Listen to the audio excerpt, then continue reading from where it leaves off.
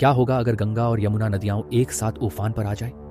ये एक विनाशकारी मंजर होगा जिसकी कल्पना करना भी मुश्किल है। गंगा और यमुना भारत की दो सबसे महत्वपूर्ण नदियां हैं जो लाखों लोगों के जीवन का आधार है। अगर ये दोनों नदियां एक साथ खतरे के निशान से ऊपर बहने लगें तो समझिए कि प्रलय आ गया।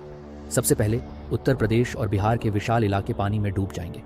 वाराणसी, प्रयागराज और पटना जैसे बड़े शहर पूरी तरह से जलमग्न हो सकते हैं। लाखों लोग बेघर हो जाएंगे और उन्हें भोजन और पानी के लिए तरसना पड़ेगा। खेती पूरी तरह से बर्बाद हो जाएगी। धान, गेहूं और गन्ना जैसी फसलें पानी में सड़ जाएंगी, जिससे पूरे देश में अनाज की कमी हो जाएगी। ये बहुत इंपॉर्टेंट है कि हम इस स्थिति से निपटने के लिए तैयार रहें। संचार और परिवहन व्यवस्था चरमरा जाएगी। सड़कें और रेल लाइनें पानी में डूब जाएंगी, जिससे राहत कार्यों में बाधा आएगी। इंटरनेट और फोन सेवाएं भी बाधित हो सकती हैं। बीमारियां फैलने का खतरा बढ़ जाएगा। बाढ़ के पानी में बैक्टीरिया और वायरस तेजी से फैलते हैं, जिससे हैजा, टाइफाइड और डेंगू जैसी बीमारियां महामारी का रूप ले सकती हैं। इतना ही नहीं, बाढ़ से इंफ्रास्ट्रक्चर को भी भारी नुकसान होगा।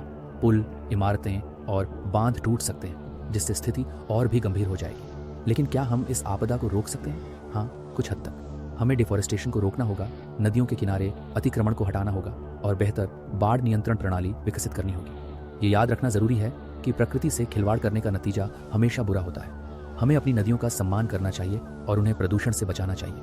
अगर गंगा और यमुना में बाढ़ आती है तो यह सिर्फ एक प्राकृतिक आपदा नहीं होगी, बल्कि एक मानवीय त्रासदी होगी। इसलिए हमें अभी से तैयारी शुरू कर देनी चाहिए ताकि हम इस विनाशकारी स्थिति से निपट सकें।